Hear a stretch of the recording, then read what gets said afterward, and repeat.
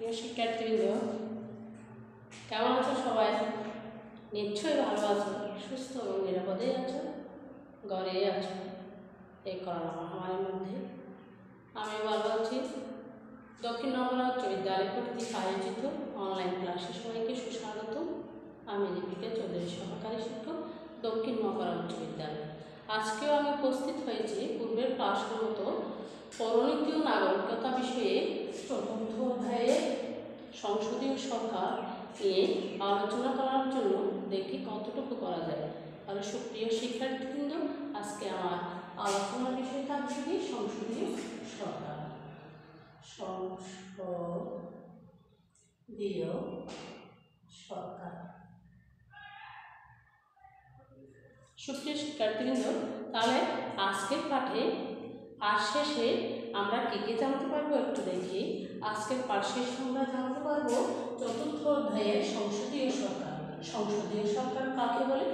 সংসদীয় সরকারের যে যে গুণগুলো আছে সেই গুণ সম্পর্কে আমরা জানতে পারবো এবং এরপরে সংসদীয় সরকারের যে দোষগুলো আছে সেগুলো জানা যাবে। সুপ্রিয় শিক্ষার্থীবৃন্দ, তাহলে আমার প্রথম প্রশ্ন হচ্ছে সংসদীয় সরকার।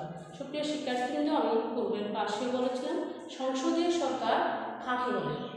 এখন বলতেছি আবার সংসদীয় সরকার হচ্ছে যে সরকার ব্যবস্থায় শাসন বিভাগ ও আইন বিভাগের মধ্যে সম্পর্ক অত্যন্ত ঘনিষ্ঠ এবং শাসন বিভাগের স্থায়িত্ব কার্যকারিতা আইন বিভাগের উপর কি থাকে? নির্ভরশীল থাকে। তাকে বলা হয় মন্ত্রিপরিষদ শাসিত সরকার বা সংসদীয় সরকার। তাহলে সুপ্রিয় শিক্ষার্থীবৃন্দ, সংসদীয় সরকার কাকে বলে আমি এখন বলছি। এরপরে সংসদীয় সরকারের অনেকগুলো গুণ রয়েছে, সেগুলো নিয়ে একটু আলোচনা করা যাক দেখি। সংসদীয় সরকারের যে বিশেষ গুণগুলো রয়েছে সেগুলো আমি এখানে লিখে দেখাইছি।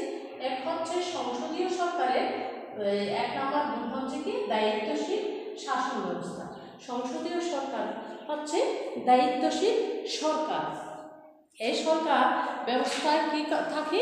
সরকারের দায়িত্ব থাকে। এতে সমসীন ক্ষমতাসীন ও বিরোধী দল উভয়ই তার কাজের জন্য কাদের নিকট দায়ী থাকে? জনগণের নিকট দায়ী থাকে। এরপর হচ্ছে সংসদীয় সরকারের দ্বিতীয় গুণ হচ্ছে কি বিরোধী দলের মর্যাদা। সংসদীয় সরকার বিরোধী দলকে কি দেন? মর্যাদা দেন। এটাকে বিরোধী দলকে বিকল্প সরকার মনে করেন। তাই সংসদীয় সরকার কোনো কাজ করার সময় কি করে? এই বিরোধী দলের সাথে আলাপ আলোচনা করে কাজটা কি করে? সম্পাদন করে থাকে। এরপরে হচ্ছে সমালোচনার সুযোগ।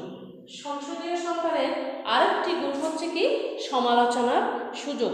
এ সরকার সংসদ জনগণ বিশেষ করে বিরোধী দলের সদস্যগণ সংসদে বসে সরকারের বিভিন্ন কি করতে পারে? সমালোচনা করতে পারে। এরপরে হচ্ছে কি আইন ও শাসন বিভাগের মধ্যে ঘনিষ্ঠ সম্পর্ক থাকে। সংসদীয় সরকারের আরেকটি গুণ হচ্ছে কি আইন ও শাসন বিভাগের মধ্যে কি অত্যন্ত ঘনিষ্ঠ সম্পর্ক থাকে। শাসন বিভাগের সদস্যগণ আইনসভার সদস্য হওয়ায় এই সরকারে আইন ও শাসন বিভাগের মধ্যে বন্ধুত্বপূর্ণ সম্পর্ক বজায় থাকে।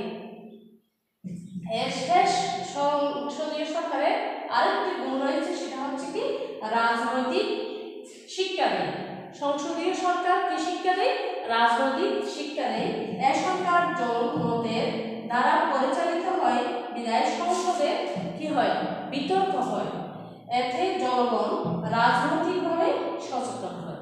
তাহলে সুপ্রিয় শিক্ষার্থীবৃন্দ, আজকে আমি সংসদীয় সরকার কি বললাম, সংসদীয় সরকারের গুণ সম্পর্কে আলোচনা করছি। সংসদীয় সরকার কোথায় কোথায় রয়েছে? যেমন বাংলাদেশে সংসদীয় সরকার রয়েছে, ভারতে রয়েছে, যুক্তরাজ্য ইত্যাদিতে কি রয়েছে? সংসদীয় সরকার ব্যবস্থা রয়েছে। তাহলে সুপ্রিয় শিক্ষার্থীবৃন্দ, সংসদীয় সরকারের কতকগুলো যেমন দোষ গুণ রয়েছে, সেরকম কয়েকটা আবার কি রয়েছে? দোষও রয়েছে। সংসদীয় সরকারের দোষও রয়েছে। আমি আজকে তোমাদের সংসদীয় সরকারের ত্রুটি সম্পর্কে একটু বলতেছি। সংসদীয় সরকারের ত্রুটি হচ্ছে কি স্থিতিশীলতার অভাব, ক্ষমতা হচ্ছে অভিভাজন, অতি দলীয় মনোভাব, সিদ্ধান্ত গ্রহণে বিলম্ব।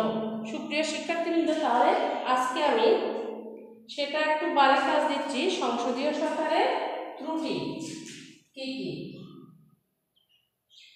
বাড়ির কাজ হচ্ছে সংসদীয়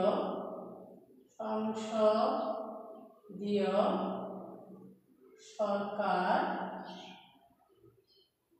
বা মন্ত্রী পরিষদ শাসিত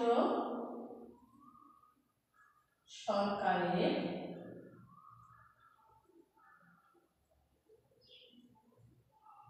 ত্রুটিগুলো কি কি?